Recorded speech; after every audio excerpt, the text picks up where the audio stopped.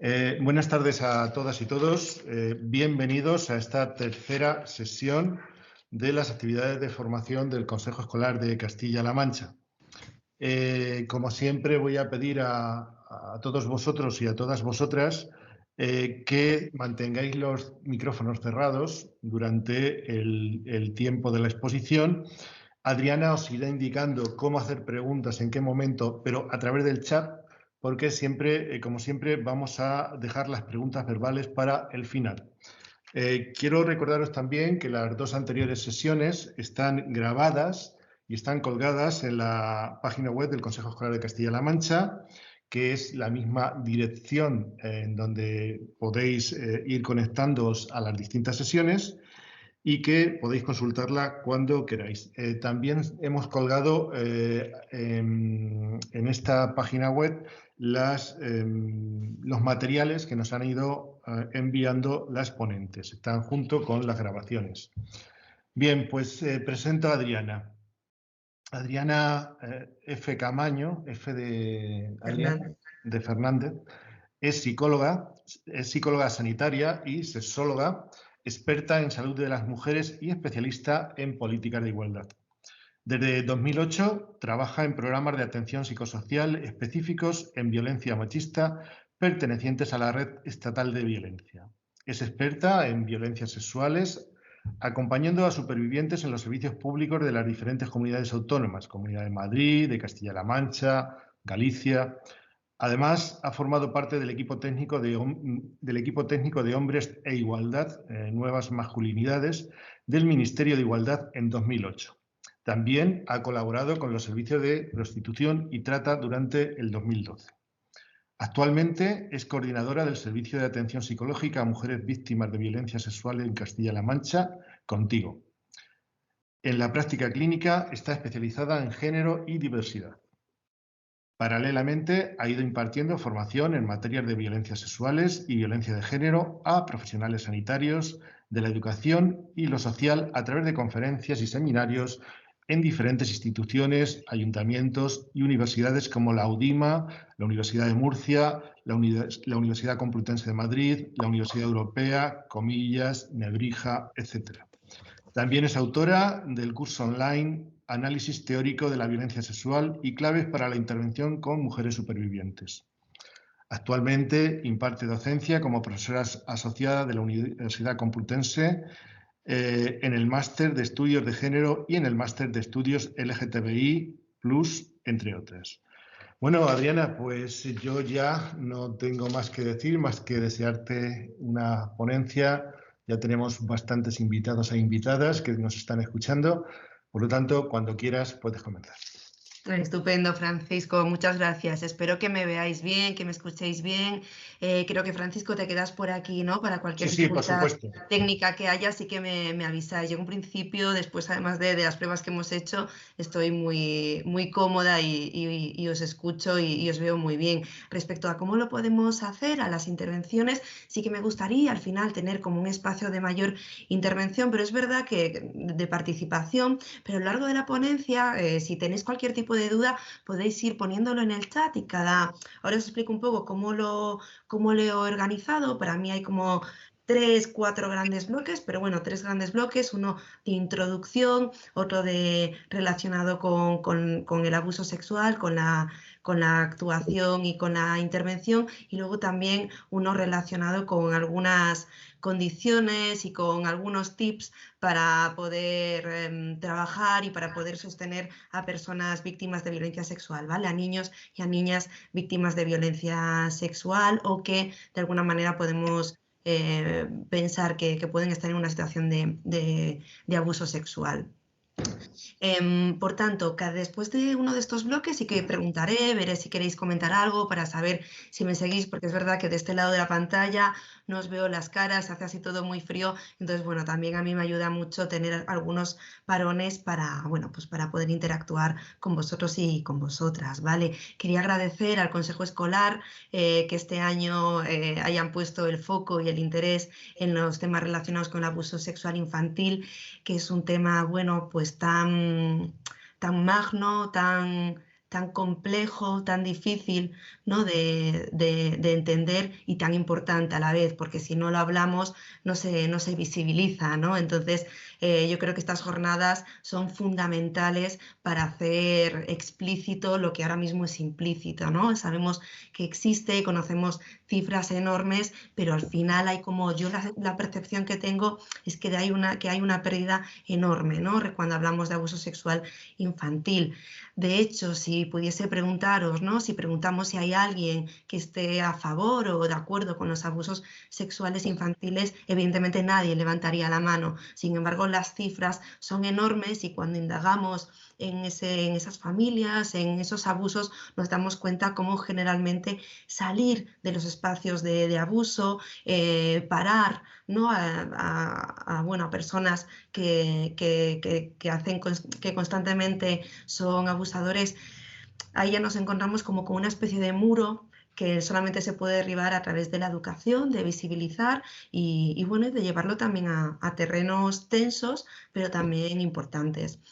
Yo sí que quería un poco enmarcar esta ponencia dentro de lo que tiene que ver con... Perdonad, estoy intentando pasar ahora. Estoy encontrándome con una pequeña dificultad técnica. Ahí, ya estamos.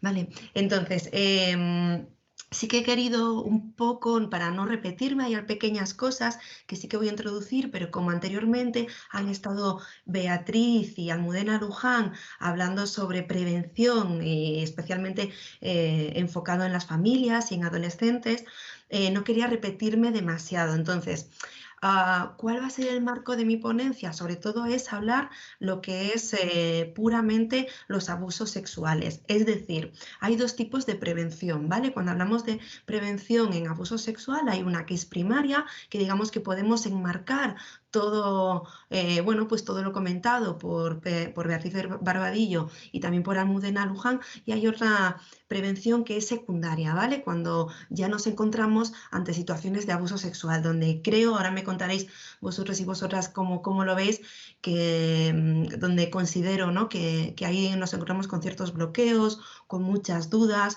con muchísimos miedos, porque al final es que nadie nos han contado cómo tenemos que actuar, ¿no? Si nos hemos alarmado, si es una situación que preocupa a nivel social, pero donde hay muchísimo desconocimiento de lo que podemos hacer y muchas veces, sin querer, repetimos ciertos patrones que quizá puedan dañar a ese niño, esa niña. Entonces, por lo menos si sirve durante este tiempo para que todas podamos entender qué es el abuso, sobre todo con la idea de prevenir y de saber qué herramientas tenemos nosotros y nosotras para cuando nos encontramos con un niño o una niña, si son nuestros hijos, si pueden ser los vecinos, si somos maestras, profesores también con los niños y las niñas en la escuela, es decir, para cualquier niño o de niña de nuestro alrededor, poder saber qué podemos hacer y sobre todo, muy importante, lo que no tenemos que hacer para poder dañar a ese menor.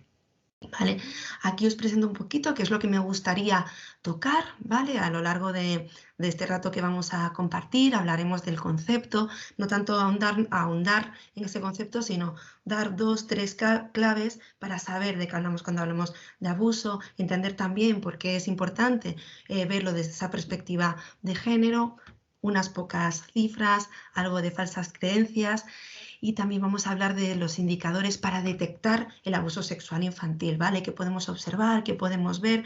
Y luego ya aquí adentrarnos en lo que es el abuso sexual, cuáles son las fases, cuáles son esas dificultades y, digamos, como algunos mitos que hay en torno al abuso sexual infantil, como el falso síndrome de memoria falsa o falso recuerdo, que me parece importante señalarlo, porque ahí vamos a entender parte, ¿no? del contexto y de la situación que se aborda cuando se habla de abuso sexual infantil. Y por último, muy importante, esas orientaciones para poder abordar en el caso de que estemos o sospechemos que estamos con un niño, con una niña que puede estar sufriendo abuso sexual infantil.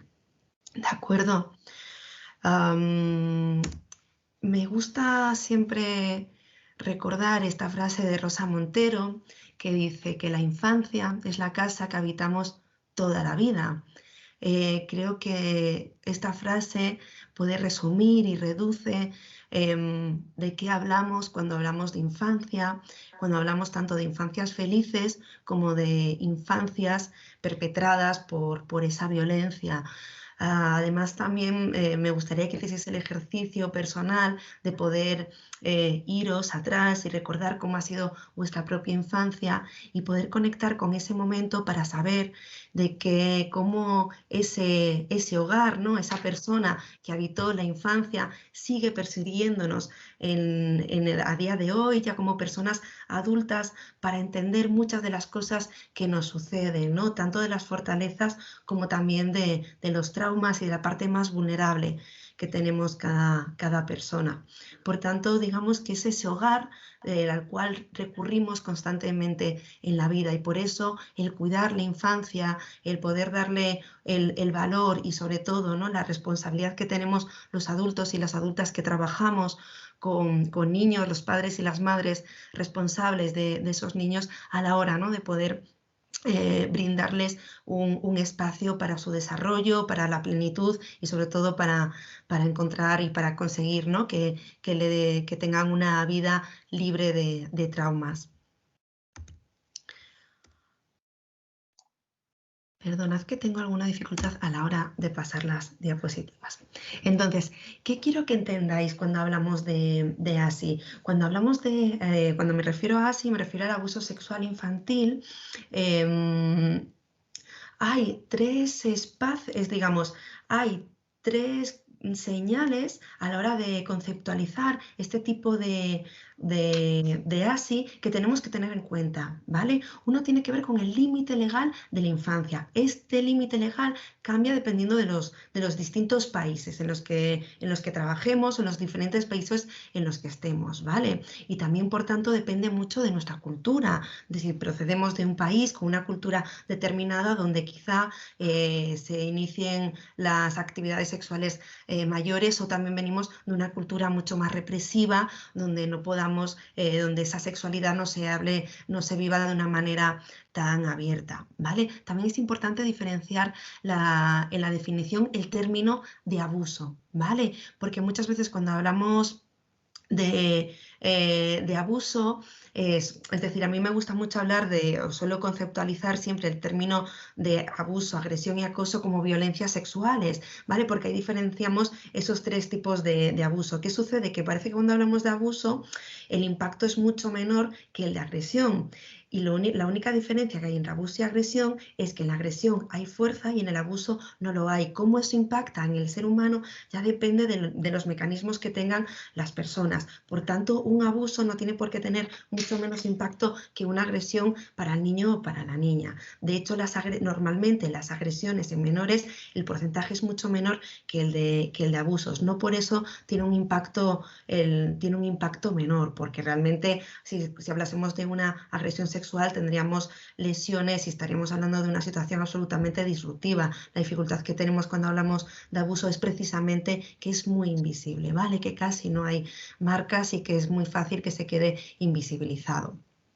Y luego también que el término abuso refleja una perspectiva adulta, de la que se precisa un daño, ignorando el hecho de que no existan evidencias de daño físico o psicológico, que supone la mayor complejidad exploratoria, ¿vale? La mayor complejidad es que no podemos ver qué está pasando, ¿de acuerdo? Y eso también es una dificultad desde una perspectiva legal, porque muchas veces no tenemos síntomas físicos perceptibles que son los que estamos constantemente apelando, ¿vale? No obstante, eso no significa que no haya indicadores, y eso es lo que vamos a intentar poner ahora el punto de vista y hilar fino, ¿vale? Respecto a qué tenemos que observar, cómo lo podemos hacer y también qué parte tiene que ver con una mirada adulta y qué parte tiene que ver realmente con un abuso sexual infantil.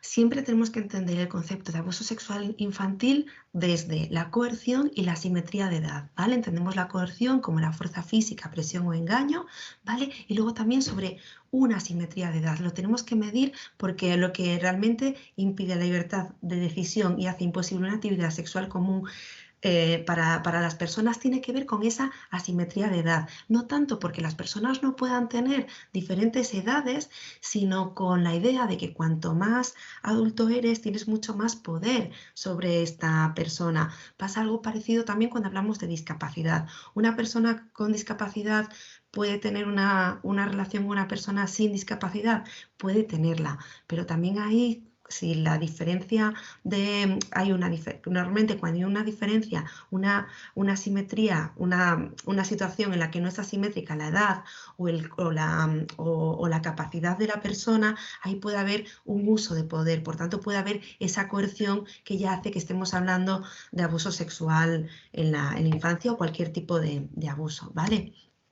Por tanto, a mí me gusta diferenciar estos dos tipos de definiciones, ¿vale? La Organización Mundial de la Salud pone el ojo y señala lo que es el abuso sexual con una visión hacia el niño o la niña. Esto ya lo hemos definido, también anteriormente mis compañeras Beatriz y Almudena, y es que es la actividad sexual que no se comprende, para la cual no está en capacidad de dar un consentimiento y no está preparado por su desarrollo físico, emocional o cognitivo.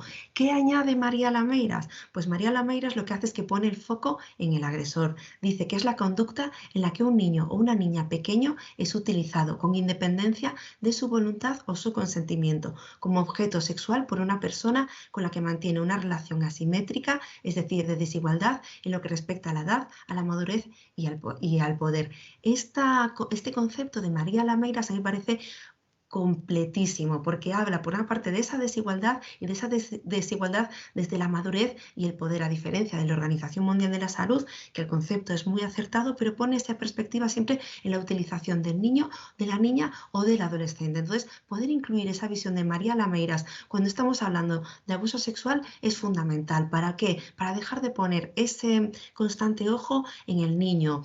¿Qué implica poner el ojo en el niño? Pues que estamos constantemente valorando, midiendo la dimensión, y por tanto ahí aparece una postura en el adulto también de mucho miedo de no meterse en terrenos pantanosos. Vamos a profundizar en esto, pero yo creo que ese miedo es algo que como sociedad nos acompaña, ¿no? Que es el gran miedo a equivocarnos, el miedo a decir, a ver si voy a estar señalando una situación de abuso equivocándome. Y por ese miedo a equivocar se quedan muchos de los casos en un espacio que es invisible, ¿vale? Entonces vamos a ver un poco cómo abordar y cómo poder acercarnos a situaciones en las que tenemos una sospecha de abuso sexual infantil. Luego, por supuesto, es muy importante, repito, lo que dice María Lameiras, que es a la hora de estar ante una situación de violencia sexual en la infancia, poner siempre el foco en el adulto, no en lo que hace y no hace el niño, sino que ha habido un adulto que ha intentado perpetrar o ha perpetrado el consentimiento y el cuerpo del niño o de la niña. Dos datos muy, muy sencillos respecto a la prevalencia, ¿vale? ¿De qué hablamos cuando hablamos de abuso sexual? Pues hablamos de unas cifras terroríficas, ¿vale? Estamos hablando que el 46% de los menores que sufren abuso sexual en la infancia lo hacen por parte de personas en el seno de la familia, ¿vale? De hecho, hay aquí esta ilustración con princesas Disney que siempre atrapa mucho, abusadas por lo que son sus padres en las películas, ¿vale? Entonces, claro, cuando hablamos de abuso sexual infantil, aquí daros cuenta cómo se sigue perpetrando el abuso, o cómo es fácil que se siga perpetrando ese abuso dentro de las familias, porque aparece lo que es el famoso secreto familiar, ¿vale? Cuando hay un abuso se rompe por completo todo el equilibrio que existía en la familia y todas las dinámicas. Por tanto, es muy difícil que un niño o una niña tenga la capacidad de conocer qué es lo que tiene que hacer. Por eso es tan importante la mirada adulta, para poder acompañar en romper el secreto, en poder detectarlo, en darle validez, en darle visibilidad a lo que está sucediendo, ¿vale?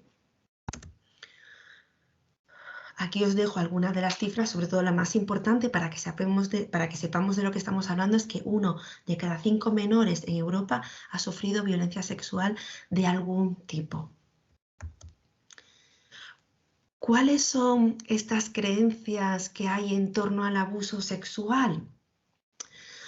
Ahí Manuel Alonso y Asumbal hicieron un estudio en el que se veía cómo sobre las creencias que existían en la sociedad en torno al abuso sexual, ¿vale?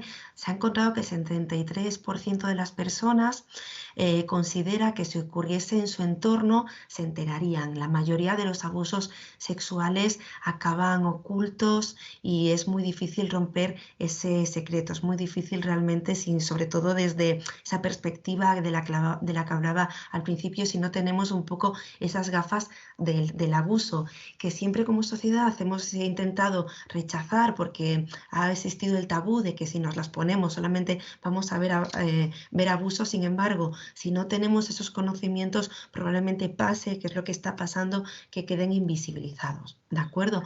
El 72% de las personas atribuye el abuso sexual a una grave patología de los agresores. Está comprobado que en absoluto es así, son personas absolutamente normalizadas y que hay un contexto, ¿no?, cultural que facilita que esos abusos sean perpetrados y se sigan manteniendo en el tiempo, ¿vale? El 12% de las personas consideran que hay una distancia entre la opinión de que estos casos deben ser denunciados y el 93%, que son el 93%, y el 12% existe una conducta real de denuncia, ¿de acuerdo? Es decir, considerar que por una parte estos abusos siempre tienen que ser denunciados genera mucha contradicción con la realidad que tenemos ahora mismo, donde solamente el 12% de los casos se denuncia. ¿De acuerdo? Luego también tenemos por aquí, perdonad que os tengo que mover, el 76% supone que si la persona cuidadora se entera lo denunciaría, y estamos viendo que normalmente las denuncias son muy difíciles de llevar a cabo, de salir adelante y de que se lleven, ¿vale? He agregado también algunos que consideran que el abuso sexual es un problema típico de los tiempos violentos en los que vivimos. Esto en absoluto es así, ya que el abuso sexual se ha mantenido a lo largo de la historia. De hecho, siempre se ha visto cómo ha sido perpetrado a través de sociedades, sobre todo donde existe el patriarcado es muchísimo más incisivo, donde aparece lo que se llama, ¿no?, un patriarcado mucho más explícito, y ahí es mucho más difícil romper los tabúes. Y yo creo que esa percepción que aparece de que es algo que pasa en la actualidad tiene que ver con la visibilidad también. Entonces, muchas veces consideramos que el hecho de que haya visibilidad significa que ya no, que hay como de que existe muchos más abusos, y eso también genera, bueno, pues una controversia como sociedad, en la cual aparece como una situación en la que externalizamos ese problema y nos impide mirar un poco hacia adentro, ¿no?, y lo que pasa a nuestro alrededor. Los abusos han sucedido siempre, cada vez son menos, aunque las cifras siguen siendo enormes. Se asocia también con importantes carencias económicas y educativas. Ahí hay un sesgo también de mirada, ya que normalmente se suele conocer más los abusos que hay en familias en una situación de vulnerabilidad, porque también son estas familias las que suelen estar mucho más en la red social. Es decir, pues si estoy más en contacto con el trabajador social, si hay muchos más profesionales que giran en torno a mi familia, hay más posibilidades de detectarlo. Lo que sucede también en familias con una situación socioeconómica más ventajosa es que suele quedar más en ese secreto familiar o más en espacios privados, ¿vale? También existe el mito de que es un asunto privado y no se debe denunciar, un poco reafirmando esta idea, ¿no?, de que los trapos, este famoso refrán de que los trapos sucios se lavan en casa. Yo creo que representa perfectamente esto de lo que estamos hablando, y también esta idea de que las madres saben qué sucede y entregan a las hijas. Ahora vamos a ver un poco esa perspectiva de género, ¿no?, asociada a los abusos sexuales, pero normalmente las madres no suelen conocer ese abuso sexual, y cuando lo conocen no suelen tampoco perpetrar ese tipo de abuso. Estoy intentando volver a pasar la diapositiva. Ahora, ¿vale? ¿Qué sucede? ¿Vale? ¿Cómo podemos incluir esa perspectiva de género? Pues viene en torno a este mito, ¿de acuerdo? Ya se ha visto como hay un sistema judicial que a menudo culpabiliza a las madres que denuncian ese tipo de abusos sexuales hacia sus hijos y hacia sus hijas. Es decir, el momento que hay una madre en la que denuncia ese abuso sexual, aparece automáticamente una puesta en escena donde lo que se cuestiona es la intencionalidad de la madre. Igual que cuando un niño o una niña denuncia o avisa, cuando hablo de denunciar no hablo a nivel jurídico, sino en el momento que visibiliza, informa o verbaliza el abuso sexual, hay una tendencia también a mirar a ese menor que no esté confundido, que sea exactamente lo que está diciendo, etcétera. Aparece un cuestionamiento, también aparece con las madres que quieren denunciar este tipo de abuso. Esto limita muchísimo porque sobre todo cuando estamos en una situación de separación y de divorcio se suele poner esa mirada en que quieren conseguir algo, que suele haber algo de manipulación y bueno, pues ahí aparece el famoso síndrome de alienación parental, que es un pretendido síndrome que no es real, en el cual se pretende hablar de que hay una manipulación del niño o la niña. Entonces, claro, es importante ver esa perspectiva de género para que cuando estamos ante una situación de abuso sexual pongamos el foco en ese niño, en esa niña, qué es lo que nos cuenta, qué es lo que quiere decir y hacer un análisis de la conducta de abuso, de la situación de abuso, intentando eliminar otro tipo de factores que pueden de alguna manera ensuciar mucho, ¿no? lo que sucede e invisibilizar realmente ese abuso. Por tanto, también tenemos que tener en cuenta que el niño o la niña que está en una situación de abuso se encuentra ante un paradigma también de lealtades. Muchas veces no solamente lo que le está pasando a su cuerpo, no solamente lo que le está sucediendo y lo confuso de ese momento, sino también que es consciente de todo lo que sucede si esta persona lo dice. Y la mayoría de los niños y las niñas no lo dicen no porque no saben lo que está sucediendo, porque sabe que la ruptura del esquema familiar va a ser tremenda y como además no tengan un vínculo de confianza y un apego seguro con los progenitores, va a ser muy complicado que ese abuso se rompa dentro del seno familiar. La culpabilidad que tienen respecto a eso es enorme. ¿Vale? Por tanto, ¿a qué me refiero cuando tenemos que poner ese enfoque con perspectiva de género dentro de en que la mayoría de los agresores son varones? Tenemos que darnos cuenta de que el 80 y el 95% de los casos son varones heterosexuales los que utilizan ese poder y utilizan una estrategia de confianza, utilizan los lazos familiares, el chantaje y la manipulación para consumar ese abuso, ¿vale? Que el porcentaje también de niñas que sufren abusos es 3 veces mayor que el de los niños, ¿vale? Por tanto, también estamos hablando de que la mayoría de menores que sufren abusos son niñas, aunque también nos encontramos con niños, y poner esa perspectiva de género en este caso también tiene que ver en que cuando sucede, en que el género, aquí lo explico, ¿no? En que el género es un factor determinante para la detección del abuso sexual. Si el abuso lo sufre un varón, supone un obstáculo para reconocer ese tipo de violencia sexual y también, por tanto, para denunciarla, ¿vale? Muchas veces incluso tienen dificultades luego o ciertas confusiones en relación a su orientación sexual. También pasa con mujeres lesbianas, ¿vale? El abuso no define para nada nuestra orientación sexual, pero también desde esa perspectiva, ¿no? de intervención desde la diversidad, el poder entender ese marco de por qué, de dónde viene la orientación sexual, de dónde viene el deseo, es importante. Esto ya lo explicaron mis compañeras para poder acompañar también a los niños y a las niñas homosexuales. ¿De acuerdo?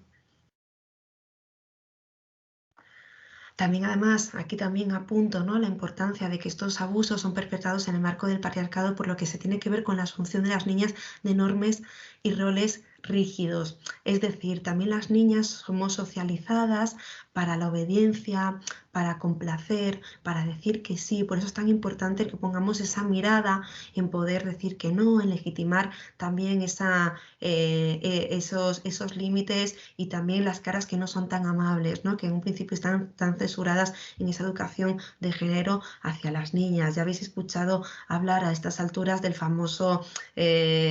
bueno, de esta manía, ¿no? Que tenemos las personas adultas, decirle a los niños o a las niñas hacia cuando un adulto no les pide un beso, un abrazo, dale un beso, no seas malo. Por suerte se está radicando, pero se sigue manteniendo en muchísimos contextos y en muchos espacios. ¿De acuerdo? Ahora vamos a adentrarnos en lo que son los indicadores para la detección del ASI. Bueno, antes de empezar aquí sí que quería saber si queríais hacer algún comentario o teníais algo que queríais comentar sobre lo que he podido explicar hasta el momento. Entiendo que... Antes de meternos con eso... A ver, que si os está pidiendo que si tenéis alguna pregunta lo hagáis a través del chat. Si tenéis ahora alguna pregunta o alguna duda sobre lo que he dicho, si me seguís antes de meterme con los indicadores. Vale, voy a seguir, ¿vale? Porque yo creo que lo que viene ahora puede ser bastante interesante también para entender qué es lo que podemos hacer y cómo detectarlos. Perdonad que vuelva a compartir pantalla.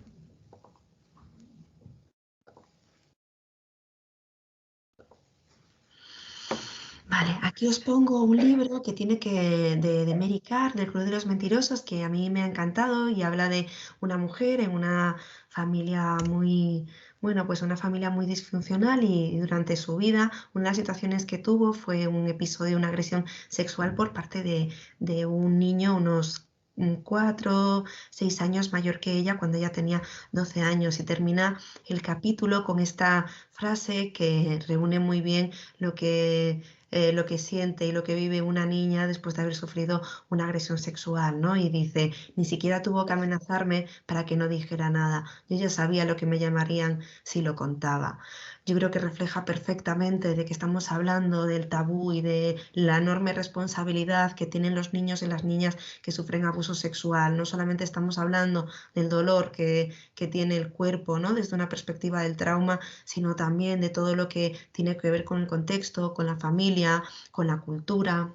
Yo creo que Mary Karr aquí lo explica fenomenal. Por tanto, cuando estamos ante una situación de abuso, sí que tenemos que saber que cuando estamos buscando esos indicadores o cuando podemos poner esa mirada en qué vemos en el niño o en la niña, siempre tenemos que evaluarlo de manera global o conjunta. Es decir, un solo indicador de manera exclusiva nunca va a ser determinante para saber si ese niño o esa niña sufre abusos sexuales, sino que va a ser toda una observación de qué es lo que está sucediendo y poder hacer un análisis de la situación de manera siempre global y conjunta, ¿vale? No reduccionista.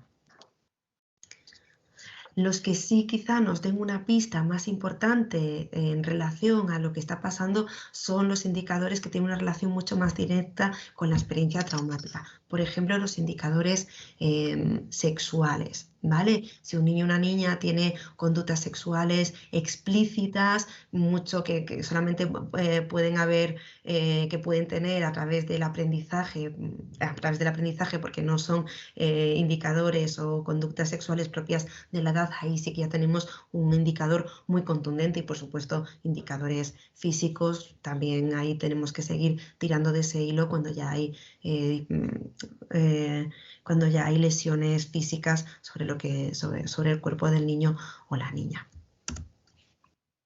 Lo más importante cuando estamos o cuando sospechamos que hay una situación de abuso siempre es la observación, ¿vale? No hay ninguna técnica mágica para poder detectar si es verdad, si es mentira, qué es lo que está sucediendo, ¿vale? En el momento que tenemos abuso, sí que es importante un poco esta sensación como de mantener la calma. ¿En qué sentido? Darnos tiempo. No vamos a poder, ni somos jueces, ni tenemos esa capacidad. Para eso está la justicia, para saber si es verdad o mentira, con todas sus dificultades, pero ahí también tenemos que saber cuál es el rol que cumplimos cada una, ¿no? Como madres, como educadoras, como profesionales. Es muy importante en ese momento empezar a observar qué es lo que sucede, ¿vale?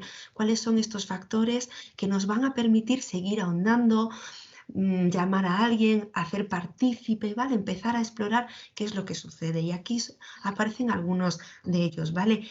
Uno que es fundamental es que haya actitudes de abierto sometimiento, ¿vale? Constantemente niños o niñas en las que están siendo, bueno, pues sometidos, o que constantemente haya esa apertura a actividades sexuales abiertas y exageradas, ¿no? Que podamos valorar y que podemos ver que el niño o la niña está constantemente en una actitud sexual activa o con juegos activos sexuales que están muy por encima de la edad que les corresponde, ¿vale? Conductas agresivas con tendencia sobre todo a externalizar siempre el conflicto, a esa idea de que la culpa no es mía y que no es mi responsabilidad, ¿vale? Comportamientos pseudomaduros o sobreadaptados, cuando vemos que un niño o una niña tiene esos comportamientos que no son propios de la edad que le corresponde, ¿vale? Por supuesto, indicios de actividades sexuales, o que podamos verlos especialmente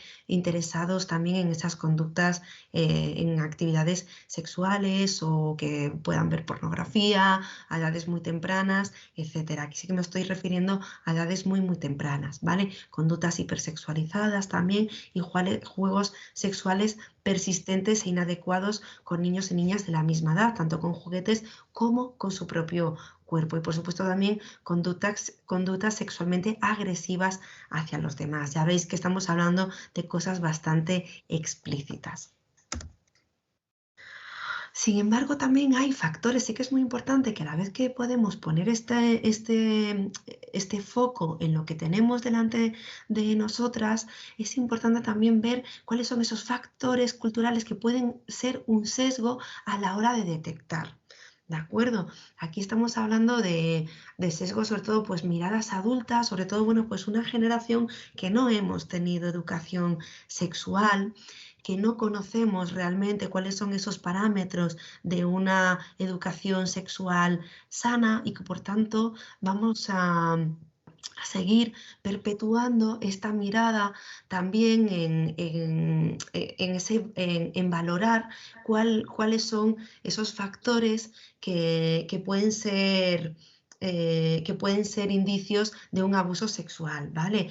Por tanto, lo que es fundamental es que pongamos la mirada en sexualizar el consentimiento, ¿vale? El hecho de que haya una falta de educación sexual implica que estemos constantemente señalando lo que está bien y lo que está mal. Y lo que está bien y lo que está mal son factores éticos y morales, ¿vale? El poder tener una educación en la cual hablemos de consentimiento y eroticemos ese consentimiento, eso es lo que nos va a permitir que nuestros hijos y nuestras hijas puedan discernir en qué quieren, qué no quieran, y por tanto también visibilizar qué les está pasando, qué es lo que les están proponiendo, ¿no? Esta idea como de a los adultos siempre hay que hacerles caso, cuando yo te hablo, te obedezco, al final también estamos dando por hecho, o sea, lo que le estamos transmitiendo es una obediencia sin cuestionamientos, ¿no?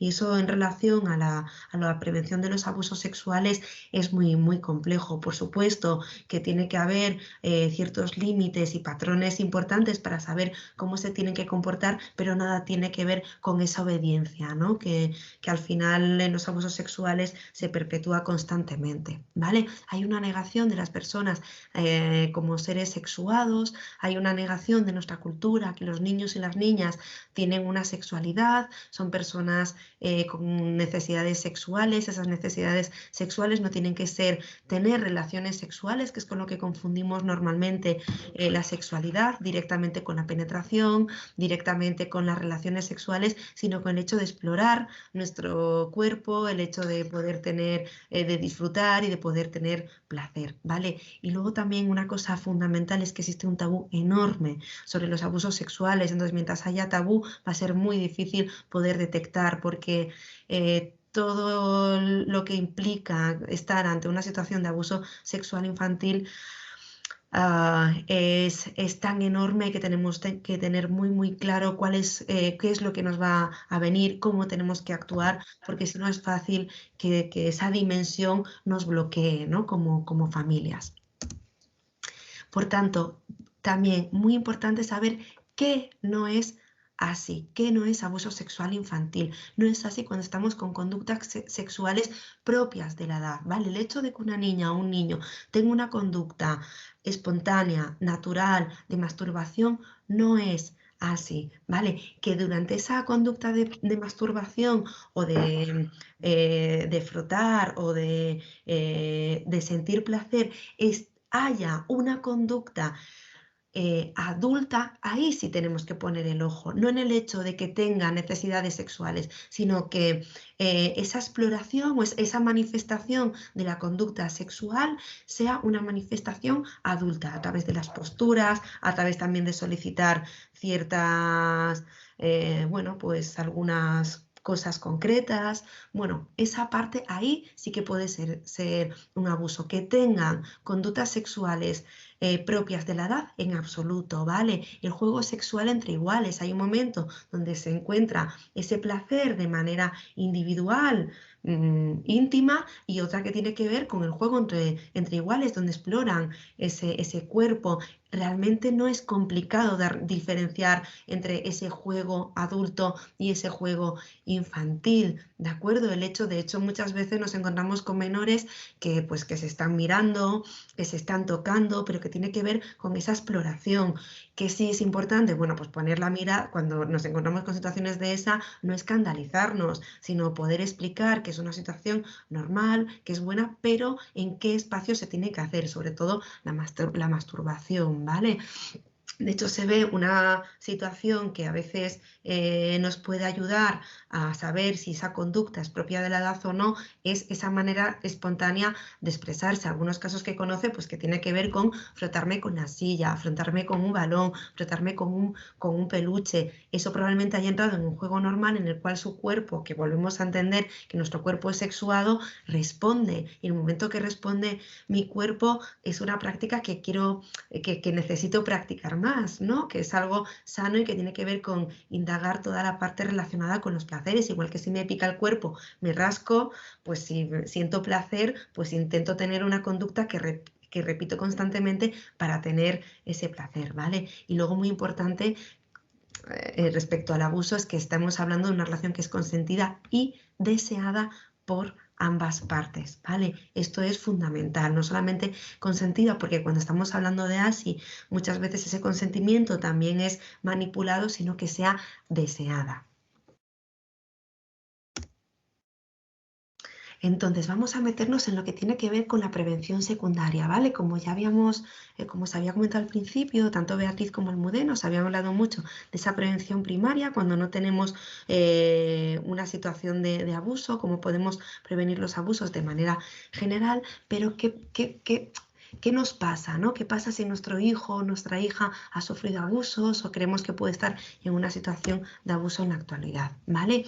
Existen diferentes fases en todo lo que tiene que ver con el abuso sexual infantil, y es importante por lo menos mencionarlas, ¿vale? La primera es la fase de seducción. Ahí estamos hablando de donde hay un agresor que lo que está intentando es pues simplemente el que el niño o la niña confíe en esa persona. Aquí no es necesariamente, no estamos hablando de una situación de abuso, pero sí que precisamente en esta fase lo que vemos es que se genera todo un contexto en el que esa persona muchas veces se gana la confianza del niño o de la niñeta, y muchas veces en la confianza del entorno. Por eso los abusos sexuales son tan altos en en población, en personas del entorno de las niñas y de los niños, ¿vale? La segunda fase es la de interacción sexual abusiva. Ahí ya estamos hablando de un proceso que es gradual y es progresivo y que puede incluir comportamientos que son exhibicionistas, voyeristas, caricias, intenciones eróticas, masturbación, ¿vale? Es en ese momento donde ya se puede hablar realmente de abuso sexual infantil, ¿vale? Ahí estamos hablando de abuso sexual infantil. ¿Qué sucede después de que se haya perpetrado ese abuso? Hay una circunstancia que es la instauración del secreto, donde el agresor, generalmente por medio pues, o de amenazas o de imponer silencio, o de esa manipulación que se ha ganado a través de la fase de seducción, no le queda más remedio que adaptarse, ¿vale? Por tanto, ahí hay un menor en el cual se ve completamente atrapado en una situación que no sabe cómo salir. ¿Vale? Porque hay o bien una amenaza real, que es, pues voy a dejar a tu madre en la calle, o no te va a creer nadie, ¿no? Esto también es muy, muy importante, o también por esa manipulación de lo que le puede pasar a la propia persona. Si tenemos en cuenta al propio agresor, que la mayoría de los agresores son personas cercanas al entorno del niño o de la niña, tenemos que entender que muchos de estos agresores también son personas que el niño y la niña quieren y que a lo mejor la madre, la abuela o el padre le tienen mucha estima, ¿no? Estoy hablando del tío, estoy hablando del abuelo, estoy hablando de familiares muy cercanos, de amigos, entonces también hay mucho caos en relación a esto, ¿no? Y no podemos nunca subestimar ese vínculo afectivo que tenemos con las personas. Eso es lo que diferencia muchas veces, pues eso es lo que diferencia que sea una situación traumática a que no lo sea. No es solamente lo que nos hace, o sea, daros cuenta que no es más traumático, más difícil lo que me sucede en el cuerpo, que por supuesto es muy doloroso, sino también todo lo que sucede a nuestro alrededor, todo lo que sucede en la familia, cuando no se le da credibilidad al menor, cuando no hay ese espacio, eso realmente ahonda en una herida muy profunda, ¿vale? Puede haber una fase de divulgación o no, ¿vale? Esto tiene que ver si se ha contado el secreto, ¿vale? Si se revela. En los casos del incesto implica una quiebra en el sistema familiar. Hasta ese momento que había, es decir, un sistema familiar que tenía un equilibrio, disruptivo no, pero un equilibrio propio. Entonces ahí es donde nos tenemos que preparar también como familiares a la hora de que haya una denuncia o de que podamos valorar que hay una situación de abuso, tenemos que preparar también todo ese contexto familiar porque, bueno, pues efectivamente ese quiebre del sistema no siempre no se puede permitir, ¿no? Sobre todo en familias vulnerables. Y el hecho también de poner esa mirada, sobre todo cuando juzgamos a familias y volviendo a ese esquema, ¿no? Del juicio de las madres, pues si es una familia vulnerable donde todo el mundo depende del padre, el padre es la persona abusadora, pues es muy difícil salir de esa situación. Ahí yo creo que también las instituciones públicas tienen mucha responsabilidad y es tan importante también que haya medidas y planes públicos para poder sostener a esas familias en una situación de vulnerabilidad por el abuso que hayan podido sufrir, porque muchas veces el abusador es el sustentador principal de la familia y, bueno, pues personas también que tienen mucho poder en muchos sentidos. Entonces, romper el abuso, que haya una situación de o poder denunciar ese abuso tiene mucho que ver también con esas medidas y esas políticas públicas que también tenemos que poner ahí el foco, porque si no se pone toda la responsabilidad en las familias y por último en el menor. Y un menor no tiene esa capacidad de poder saber lo que es bueno, lo que es malo y desde luego no podemos poner en él o en ella la responsabilidad de romper el secreto del abuso. Y por último, la frase represiva que generalmente viene después de la divulgación. En el caso del incesto hay algunas familias que buscan desesperadamente un reequilibrio para mantener a cualquier precio la cohesión familiar, por lo que existe la tendencia a negar, a restarle importancia o a justificar el abuso, en un intento por seguir como si nada hubiese sucedido. También daros cuenta, imaginaros, ¿no? Que este abuso sucede en un niño, en una niña que además pues es una persona problemática, ¿no? Que probablemente o generalmente muchas veces esos problemas o esas conductas tienen que ver también con ese abuso, ¿no? Como con fruto de ese abuso. Bueno, pues al final también es muy difícil que haya ese reconocimiento por parte de la familia o por parte de su entorno, porque es como bueno, ya sabes cómo es, o fulanita es que miente mucho, ¿no? O es que nunca hace caso, o es que realmente lo que quiere es salirse con la suya. Bueno, pues estas frases seguro que os resuenan, seguro que se os hacen conocidas y en casos de abuso sexual se perpetran muchas veces, pues se siguen manteniendo precisamente por esta situación.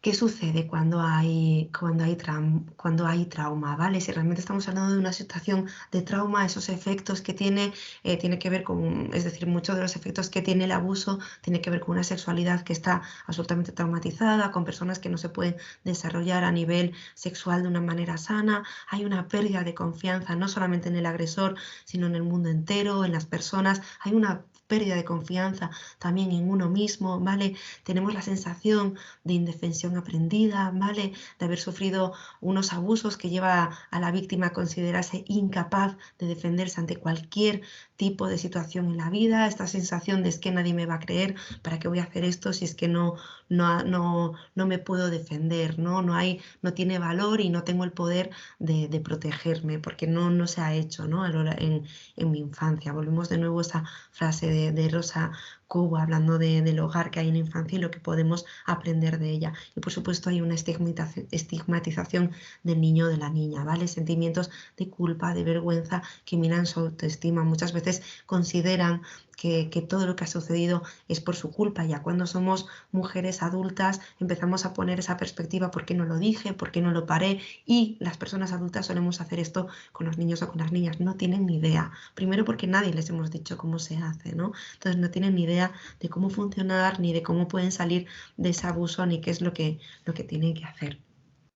Es muy importante también hablar del falso síndrome de memoria falsa o falso recuerdo, ¿vale? Porque muchas veces cuando sucede que los niños o las niñas nos hablan de ese abuso sexual, entendemos que se lo ha podido inventar, que ha podido malinterpretarlo, que puede que no sea de esa manera, ¿vale? Sin embargo, ya se ha visto cómo los testimonios de las personas que han sido objetos de abusos sexuales suelen siempre ser ciertos, no se instalan recuerdos falsos en las personas, ¿vale? Este síndrome es poco frecuente en personas supervivientes de abuso sexual debido a que se trata sobre todo de sucesos que dejan una impronta muy, muy relevante en la memoria. Lo que sí hay, o sea, la explicación que se suele encontrar tiene mucho más que ver con procesos de disociación o de amnesia selectiva, ¿de acuerdo? ¿Qué significa eso? En que las personas cuando hemos sufrido una situación muy, muy traumática o hemos sufrido mucho, muchas veces nuestra cabeza lo olvida, ¿no? Pero no lo olvida que no se pueda rescatar, sino precisamente para poder ser adultas adaptativas, ¿no? Para tener una vida adaptativa necesitamos olvidarnos. Eso viene muy de la mano de lo que es la disociación. La disociación además es un síntoma muy típico en menores, en niños y niñas que han sufrido abuso sexual, porque lo que hacemos es que nos desconectamos, ¿vale? Y ahí viene la etapa adulta a raíz de diferentes experiencias, ¿vale? Sobre todo también aparece mucho en madres cuando van a dar a luz o cuando tenemos menores alrededor, cuando a lo mejor conocemos que nuestro abusador es va a tener un niño o una niña, ahí de repente se destapa y se destapa de una manera muy, muy fuerte, ¿vale? ¿Qué aspectos sí que son importantes es decir, de qué hablamos cuando hablamos, qué aspectos son importantes en relación a esa memoria falsa? ¿Qué significa esa memoria falsa? ¿Qué sucede cuando no entendemos esos testimonios o qué es lo que ha sucedido? Bueno, pues aquí estamos hablando del trauma de la traición. Eso ya os lo había mencionado anteriormente. Es decir, la idea de poder traicionar a seres que quieres tanto produce en sí un impacto traumático en la persona, muchas veces mucho mayor que el hecho del propio abuso, ¿no? De la perpetración del abuso, ya que esa instauración del secreto no digamos que se genera, ¿no?, un contexto de cárcel, de laberinto del cual es muy difícil salir. Entonces esta idea de que yo, revelando este abuso, voy a traicionar a toda mi familia, voy a traicionar a esta persona, es mucho mayor que el hecho de sostener el abuso en ese momento. A lo largo de la historia de esa persona ya se va a ver cómo la idea de haberlo revelado en ese momento, cuando sí que tenemos casos de personas que lo han podido revelar y se ha reconocido y se ha brindado un espacio seguro, el trauma es muchísimo menor. Es decir, el trauma siempre está asociado precisamente al no reconocimiento del abuso, a la negación de ese abuso, al que no se haya podido sostener a esa persona cuando está en una situación de abuso. Y luego, por supuesto, la teoría del olvido, que nos da ese marco para entender por qué las personas olvidan algunas cosas, ¿no?, que tiene que ver con la disociación y con poder tener, y con esa memoria selectiva que hemos hablado antes. Os quería leer un texto de Lola Pavón que creo que resume perfectamente la situación en la que están los niños y las niñas. A ver, perdonad porque estoy intentando salir ahora aquí. Los niños y las niñas que sufren una situación de abuso en la infancia, ¿vale? Entonces habla de una locura interna que viven muchas personas, sin saberlo albergan traumas que muchas veces están disociados, es decir, no se recuerdan o creemos que no pudieron pasar, que seguramente solo nuestra imaginación, que nuestra familia y cuidadores eran buenos, y lo que sí sienten son sensaciones de ser una mierda, de mucha inseguridad, de impulsos autodestructivos hacia una misma, de mucha culpa, vergüenza, de dificultades para relacionarse, etc. En realidad es una estrategia adaptativa para sobrevivir. Niños y niñas no tienen la capacidad para defenderse o huir, no pueden desapegarse de quienes les cuidan.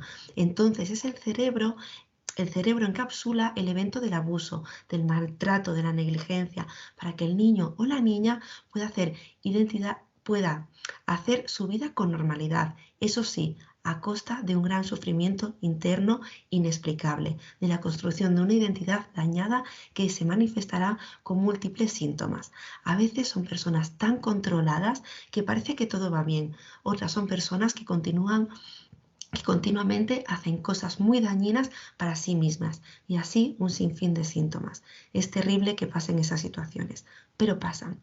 Por ello es fundamental entender los mecanismos que generan la sintomatología visible, para desde ahí, con mucho respeto y cuidado, ir poco a poco aproximándonos a la herida inicial y poder liberar todo ese sufrimiento y repararlo todo lo posible. Yo creo que Lola Pavón aquí resume perfectamente de lo que estamos hablando cuando estamos ante situaciones de abuso sexual en la infancia, ¿vale? Esto sí que me lo voy a saltar, simplemente sí que os quería mencionar que muchas veces consideramos, cuando tenemos una situación de abuso sexual infantil y valoramos que puedan aparecer una atención psicológica, es que esa atención psicológica a veces es necesaria, pero a veces no. Y desde luego siempre tiene que ir acompañada de un trabajo con las familias, ¿vale? Porque son las familias, las personas y los espacios seguros, los espacios de referencia, y no sirve de nada cualquier tipo de intervención que hagamos con un niño y con la niña, siempre que no vaya de la mano con una intervención con el padre, con la madre o con la persona que sea su cuidadora principal, ¿de acuerdo? No todos necesitan tener una atención psicológica. De hecho, esto hay que valorarlo para valorarlo bien, para que ese niño o esa niña no tenga una situación de revictimización, contando una y otra vez qué es lo que le ha pasado, o generar un entorno, una situación en torno al abuso. Si el niño o la niña ha estado en un espacio seguro de reconocimiento, probablemente no sea necesario que haya una situación de reparación del daño, ¿vale? Y aquí siempre hay dos fases, ¿vale? Por una, la educativa, en la cual, es decir, cuando estamos hablando de intervención en abuso sexual, estamos siempre hablando de una fase educativa donde lo que hacemos es que explicamos al niño o a la niña qué es lo que ha sucedido, cuál es esa relación, ¿vale? Se intenta de informar qué es lo que podemos y qué es lo que no podemos hacer, y el objetivo es no solo garantizar su seguridad, sino sobre todo aumentar la autoestima del niño y de la niña. Y luego una fase terapéutica mucho más asociada al trauma y abordar la situación en la que está ese niño o esa niña en ese momento. ¿Qué es lo que podemos hacer? ¿Vale? ¿Cuáles son algunas técnicas que nos van a ayudar para trabajar con ese niño o esa niña? ¿Vale? Por supuesto, el desahogo emocional. Siempre tenemos que generar un espacio en el que el niño o la niña pueda hablar, ¿vale? Para romper el secreto y para evitar que haya un aislamiento, ¿de acuerdo? De esa persona. Aparece también como una de las circunstancias que podemos también abordar, tiene que ver con esa reevaluación cognitiva, con resignificar todo lo que ha sido, con poder hablar sobre lo que ha sucedido y poder mantener una conversación con el niño o con la niña en el cual esa persona se sienta ausente de responsabilidad, ¿de acuerdo? Es decir, yo podría haber hecho esto, no, tú eres un menor, esa responsabilidad es de los adultos, y reforzar muchísimo la idea de que has sido valiente o de que lo que ha sucedido, o que sobre todo la idea de que el responsable de lo que ha sucedido es siempre el agresor, no el niño ni la niña, ¿vale? Y que todos esos sentimientos son legítimos, ¿de acuerdo?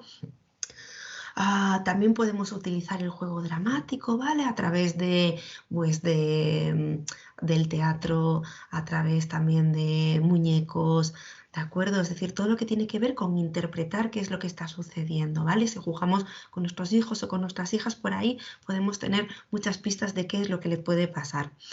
Hay muchísimos cuentos infantiles ya para prevenir, y yo sí que os quería recomendar uno, que era La regla de Kiko, que sobre todo está basado en que el cuerpo, en la interpretación del cuerpo, ¿no? Kiko es un muñeco en el cual, bueno, se va encontrando con diferentes situaciones que intentan tocar su cuerpo y en las cuales se reafirma en el no. Luego el dibujo también nos da muchísimas pistas, ¿vale? Tiene una función que es diagnóstica, pero también sobre todo una terapéutica, ¿vale? A través del dibujo los niños y las niñas pueden expresar qué situaciones están viviendo.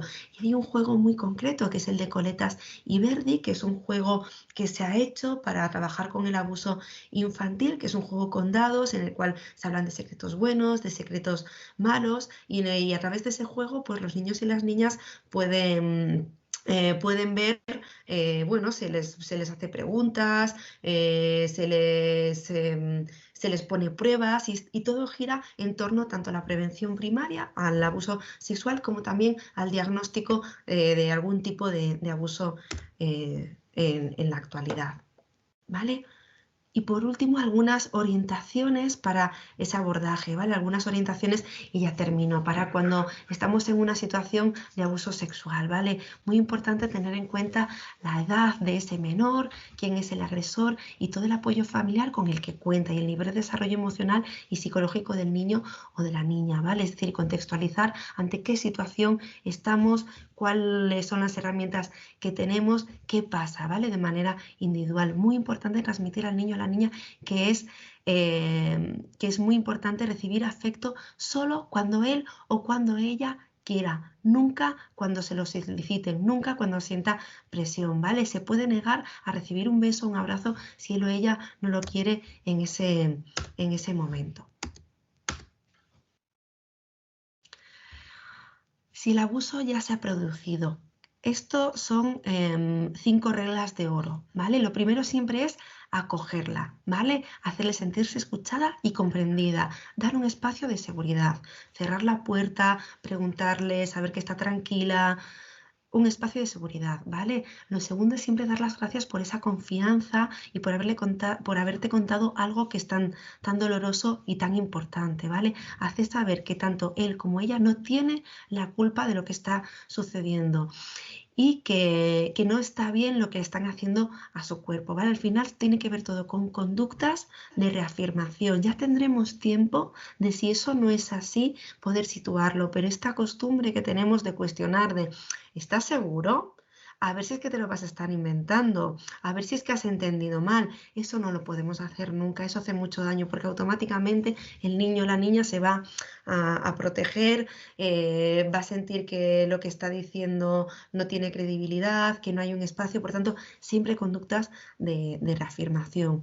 Y también es muy importante transmitirle que a partir de ahora ya no va a estar sola, y que es muy importante que exprese cómo se siente, ¿vale? Conductas de apertura siempre hacia ese niño y hacia la niña. Es primordial también enseñar a los menores a decir que no, a poner límites, a saber que su órgano genital es solo suyo y que por tanto solo ellos deciden quién pueden explorarlo, ¿vale? Dar educación sexual es una cuestión de valores, y luego también una herramienta muy útil es poder incluir en nuestra educación la idea de que los niños y las niñas puedan contar siempre con 3 o 5 adultos de referencia para que en los que puedan confiar, ¿vale? Sobre todo con la idea de que si los niños están en una situación de abuso, bien en el colegio, bien en la familia, sobre todo cuando estamos en la familia, no sean esas 5, es decir, que esas 5 personas no sean mamá, papá, abuelo, tía, hermano, porque si el abuso sucede dentro de la familia, va a ser muy difícil que yo, como mamá, sepa lo que le están haciendo, porque va a querer protegerme. Entonces es importante también poder hacer un trabajo con esos menores, decir, si te pasa algo, ¿en quién puedes confiar? En papá, en mamá, en la abuela, en tu profe, en tu monitora, en la vecina, en tu amiga, es decir, poder buscar quiénes son esas personas de confianza. Y ya termino, ¿vale? Sí que os quería finalizar con esta ilustración en la que explica de manera muy explícita cómo es esa actitud de los adultos, ¿no? Cuando nos encontramos con situaciones que nos pueden de alguna manera resultar violentas, que es una niña diciendo que no, un niño, un adulto que se acerca a una niña que le dice, hola, mi dulce bebé, ¿cómo estás? Dame un beso. La niña dice que no, hay un momento de bloqueo, pero siempre reforzar ese tipo de conductas, ¿de acuerdo? Ya con esto me callo, muchas gracias por vuestra paciencia, y cualquier pregunta que queráis hacer, cualquier cosa que queráis compartir, lo ponemos en común. Pues muchísimas gracias, Adriana. Tengo un retorno, no sé si lo escucháis vosotros. Muchísimas gracias, digo. Si os parece, si queréis intervenir, vais pidiendo, levantáis la mano y yo voy dando la palabra. Adriana se tiene que marchar a las 7:30, entonces si alguien quiere intervenir, por favor que levante la mano. Aquí estoy viendo una pregunta que empieza diciendo que es compleja. Sí, si alguien no quiere intervenir verbalmente, que lo haga a través del chat. Adriana, ¿vas tú misma a... Vale, si queréis empiezo un poco por chat. estas preguntas que me están comentando, no sé si tenéis todo acceso, la estaba leyendo, la leo en alto y así también la voy integrando, ¿vale?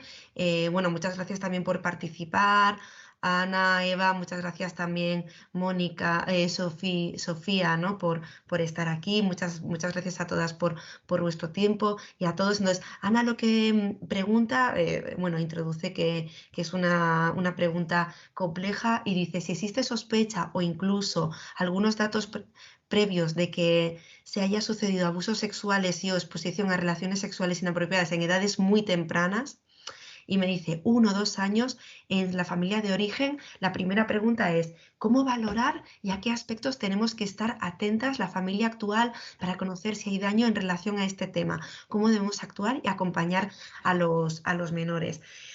Sobre todo lo que sí que es verdad que, claro, cuanto más temprana sea la edad, vamos a tener muchas más dificultades a acceder también a eso, porque aquí ya no tenemos narración. Por tanto, los síntomas que podemos encontrar, sobre todo, tienen que ver con síntomas externos y físicos, y luego también con todos esos cambios de humor, con irritación. Es decir, aquí lo que vamos a tener probablemente sea a un niño o una niña con conductas de ansiedad. Me explico, es decir, con conductas de alguna manera, con rabietas, con cambios de humor, con dificultades con pesadillas, es decir, ahí primero es, yo lo que te preguntaría es, ¿por qué tienes sospechas? ¿De dónde vienen esas sospechas? Luego hacer una evaluación física y seguir indagando de ahí. Sí que es verdad que es una pregunta muy general y por tanto la respuesta también es como muy general, ¿no? Debemos actuar y acompañar a los menores siempre, siempre, pero ojo, antes de actuar, seguir valorando, explicando, generar también redes de apoyo con otros profesionales, ¿vale? Siempre, siempre es importante el poder valorar. Actuar no es voy a poner la denuncia, ¿de acuerdo?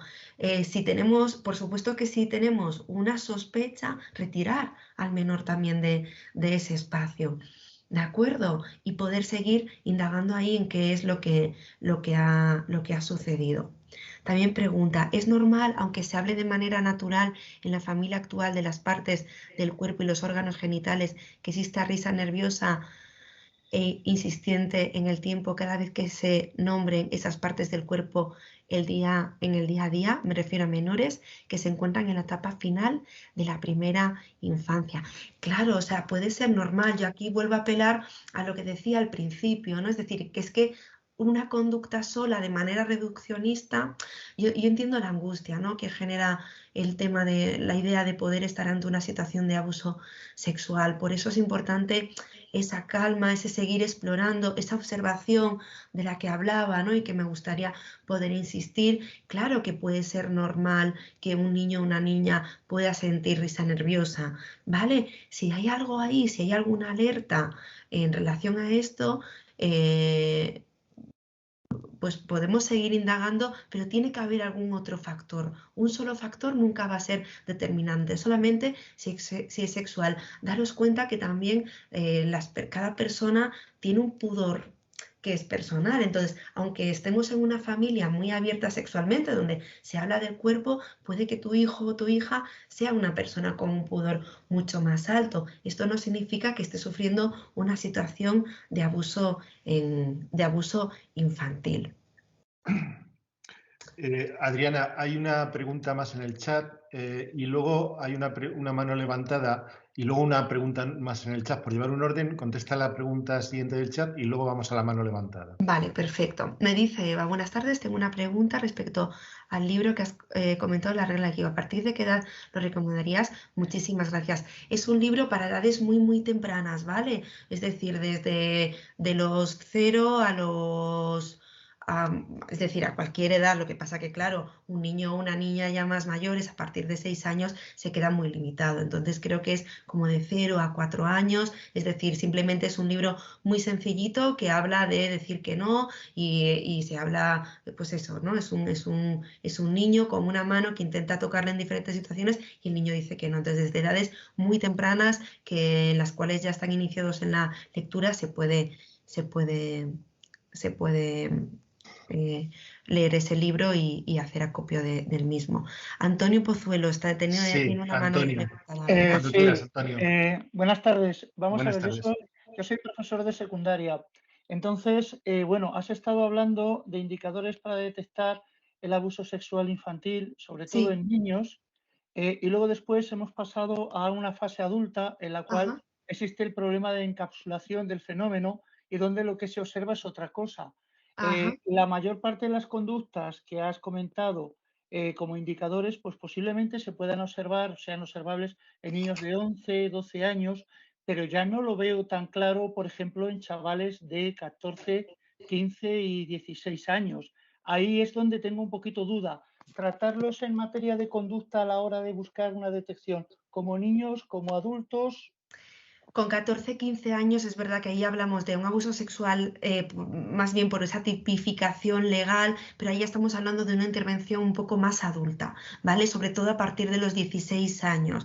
¿Cuál va a ser la dificultad que nos podemos encontrar con menores de 14 o 16 años que dependen todavía de sus familias y que muchas veces estamos en entornos familiares? Ahí sobre todo lo que más funciona con menores de 14 o 15 años tiene que ver con esa negociación, con crear espacios seguros, con preguntar y sobre todo, bueno, pues ahí, sobre todo como profesor, ¿no? Esa implicación de la escuela de estar constantemente hablando sobre conducta, sobre consentimiento, ¿vale? El poder hablar de consentimiento, de placer, de educación sexual y luego también generar dentro de la escuela o del colegio espacios de, bueno, sí, espacios de seguridad donde si lo necesitan puedan acudir. Es verdad que si no tienen confianza en esa persona, que la persona adolescente acuda, es difícil. Yo creo que al final cuando hablamos de colegios y de personas adolescentes tiene mucho más que ver con esa labor de educación emocional, lo que podemos hacer más que concretamente con el tema del abuso, porque ya con 14, 16 años son mucho más conscientes de que están sufriendo una situación de abuso. Sobre todo ahora tengo la cabeza en abusos dentro del entorno familiar. Ajá. Esa es otra cuestión que te iba a preguntar. Sí. Nos hemos centrado en el entorno familiar, pero a mí me gustaría también comentar qué es lo que ocurre cuando esto se produce en un entorno extraño, incluso en un entorno institucional. Mira, yo como profesor me tocó comenzar en esta andadura en un pueblo en zona de montaña, en zona además de caza mayor, y yo recuerdo todavía en ese primer año en el que estuve trabajando que me comentaban los propios padres la gran preocupación que existía en sus niños adolescentes en relación con cómo vivían su sexualidad y en qué medida se podrían generar situaciones de abuso a quienes son menores todavía, pero que se encuentran ya en ese rango de edad, en donde es más, no sabría cómo decirlo, pero se aleja un poquito del patrón de lo que hemos estado hablando hasta ahora. Entonces, cuando se está hablando de una situación que es una auténtica tela de araña para los niños, aún adolescentes, para las familias que tienen sus propios miedos y además para situaciones de presión, como pueda ser situaciones de dominio por cuestiones económicas o de relaciones de las personas abusadoras o por encontrarse dentro de situaciones institucionales, un monitor, una persona con una cierta... Ahí, en este sentido, ¿qué es lo que como profesor se podría hacer? Pues Antonio, yo creo que ahí en ese sentido lo que puedes hacer es lo que podría hacer cualquier persona. Desde luego yo creo que como profesor sí que tienes la capacidad de estar dentro de un espacio institucional, ahí automáticamente hablar, ¿no?, con ese instituto. Quiero decir, ahí una de las dificultades que tenemos ahora es que no existen protocolos ante situaciones de abuso. No sé si conocéis, o sea, ha habido un caso muy mediático que a mí me resuena ahora, muy mediático porque es a nivel internacional, que es la atleta que no pudo presentarse a las últimas Olimpiadas por una situación de ansiedad y un entrenador de grandes atletas que estuvo constantemente perpetrando esos abusos. Y un poco lo que demandan es que a nivel institucional se miró hacia otro lado. En ese sentido, la institución tiene unos mecanismos muy parecidos a la familia. Es que se pone tan patas arriba el sistema que generalmente queremos acallar. Entonces, un poco la realidad que tenemos ahora mismo suele ser la de la inacción. ¿Por qué? Pues porque es mucho trabajo, es mucha... pues eso, ¿no? Se pone todo patas arriba. Entonces yo creo que ahí el trabajo no tiene tanto que ver a nivel individual, sino mucho más a nivel colectivo, que dentro de la escuela se vea qué protocolos vamos a tener con un niño, con una niña que sufre abuso sexual de cualquier tipo y por supuesto siempre dar credibilidad. Es muy diferente si es dentro de esa institución como que si es fuera de la institución, si ese abuso se da dentro del colegio o del instituto o si se da en la familia, ¿no? ¿Cuáles son los agentes? Normalmente cuando se da en la familia se suele externalizar y a mí el colegio me parece es como el cura de antaño, ¿no? Donde se decía eso, el poder que tiene de detección y por tanto también de prevención es enorme. En los dos tipos de prevención, tanto en la primaria como en la secundaria. Entonces, con personas adolescentes, ahí ya tenemos que apelar a la narración y a los espacios seguros. Pero a mí sí que me parecería mucho más interesante poder hablar, poder abrir una vía de protocolos en las escuelas, cómo tenemos que actuar, cómo nos van a apoyar otro tipo también de instituciones. cómo vamos, es decir, si ese abuso está en la familia, cómo podemos proteger para evitar que vuelva a la familia, si es dentro de del mismo aula, cómo podemos hacer con ese menor y con el menor agresor. O sea, tenemos que ver cuáles son los diferentes escenarios y para esto tenemos que valorar el caso individual y sobre todo quién es el agresor. Y ya por último, existen algunas asociaciones que están relacionadas, bueno, tú misma perteneces, si no me ha fallado el recuerdo en lo que se ha referido a comentarios, trabajas dentro de este entorno, asociaciones que se encargan de esto. Has mencionado, por ejemplo, el tema del deporte, si no me falla la memoria, hace poquito España hizo un acuerdo con una asociación internacional llamada Coloso con los pies de barro, si no me falla la memoria. Entonces, ¿acudir a estas instituciones como posibilidad? Claro, sobre todo, quiero decir, hay instituciones, mira, en Castilla-La Mancha está el Contigo, pero eso es con mujeres adultas, y está el Revelas, que es con menores. Estos son servicios que hacen intervención. Entonces, por supuesto que todo lo que tiene que ver con apelar es decir, con tener conocimientos profesionales sobre lo que está pasando, va a ser siempre súper positivo para el buen desarrollo de esa persona. Pero lo que sí que quiero decir respecto a estos recursos y respecto también a las familias y a las instituciones y al colegio, es que es muy importante como que la percepción que tengo a veces es que es como una patata caliente, ¿no? Es decir, que pasa esto en el cole, pues lo pasamos a estas instituciones, o lo pasamos a la familia, o lo pasamos a la justicia, ¿no? Cuando estamos hablando de abuso sexual, tenemos que todas las instituciones coordinarnos, hablar, saber qué papel tenemos cada una de nosotras. Entonces, la atención psicológica es fundamental, pero el cole es la potencia que tiene un colegio donde ya hay profesores que tienen confianza con esos niños y con esas niñas, donde ya tienen una visión ajena, donde pueden dar reconocimiento, donde pueden además poner charlas de prevención, donde están obligados a ir esos niños y esas niñas, la potencia que tienen los coles es inmensa. Y cuando hablamos de prevención en violencia sexual, tenemos que meter sí o sí a todos, a la institución escolar, por supuesto, a la institución educativa, porque es la que puede prevenir y quien tiene ese ojo para la detección en directo constantemente. Entonces, para mí es la institución vértice a la hora de hablar de prevenciones tanto primarias como secundarias. Otra cosa ya tiene que ver con la intervención, ¿vale? Que ahí sí que ya hay espacios profesionales y las familias ayudan un montón. Pero en lo que tiene que ver con la prevención, el colegio es fundamental. Así que sí que os animaría sobre todo a todos los agentes escolares a, bueno, pues si os apetece, ¿no? Si os apetece un poco liderar esto, a ver cuáles son los protocolos que hay dentro de vuestros colegios y poder también hacer charlas y hablar con los alumnos y las alumnas en ese sentido. Las charlas a nivel preventivo, y luego también a mí me parece súper eficaz que haya un aula y un espacio de seguridad dentro de los coles. Muchas gracias. A ti, Antonio. Muchas gracias. A ti, Antonio. Hay una intervención de Ana para finalizar. La posible exposición pudo ser con 1 o 2 años vale, es como me está contestando Ana un poco a mis dudas, ¿no? A 1 o 2 años, ahora está al final de la primera infancia. Sospechas comentadas de los servicios sociales, ya que son adoptadas.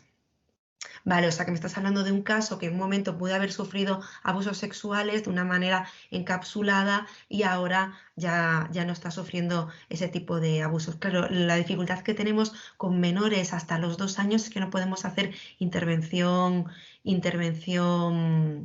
psicológica directa con ese menor. Entonces, ahí lo que tenemos que trabajar muchísimo es a nivel preventivo. Pensar que la prevención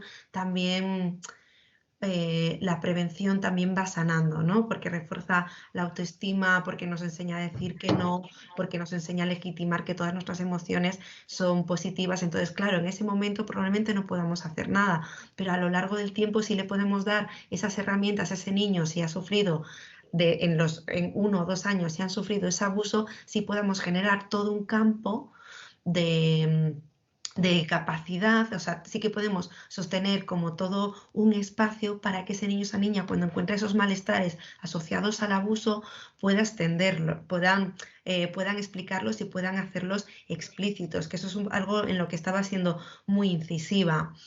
¿No? Como si realmente lo importante es que tanto dentro de las familias como dentro de otras instituciones, como veíamos ahora con la pregunta de Antonio, haya espacios de reconocimiento, porque lo que genera mucho daño es la negación del abuso, esto no ha pasado, la distorsión, el generar dudas, ¿no? A esos menores. Entonces, esa actitud constantemente de reconocimiento. Luego ya iremos viendo si, lo digo porque como la gente tiene tanto miedo a como a meter la pata y digamos que ese miedo a que sea mentira, es mucho mayor a que sea verdad, ¿no? Y ahí sí que se hace mucho daño. Por eso sigo insistiendo una y otra vez en la idea de reconocer el daño, de dar espacios y de poder hablar con ese menor.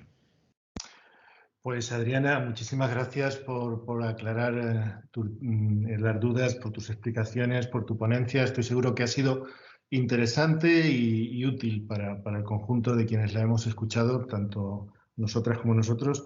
Y nada más, muchas gracias. Y antes de irnos, sí quería comentaros a todos y todas que vamos a tener una pausa de algunos días hasta la próxima ponencia, que no será hasta el día 24, en donde hemos cambiado la ponencia de ciberviolencia sexual, que en principio iba a ser el día 1 de diciembre, al día 24 de noviembre, y acabaremos el 29 de noviembre precisamente con un programa al que ha hecho referencia Adriana, que es la presentación del programa Revelas, que es un programa para intervención con menores, efectivamente. Recordarlo y recordar que los enlaces se irán poniendo en la misma página. Todos los que estéis y todas las que estéis interesadas, os esperamos esos días. Muchas gracias, buenas tardes y hasta luego. Muchas gracias a todas. Y yo simplemente quería añadir que, por favor, cualquier duda, cualquier cosa, yo ya me quedo a disposición. Sirve un poco el poner caras para poder resolver ya cualquier situación.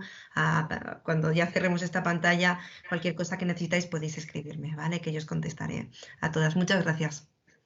Hasta luego. Hasta luego.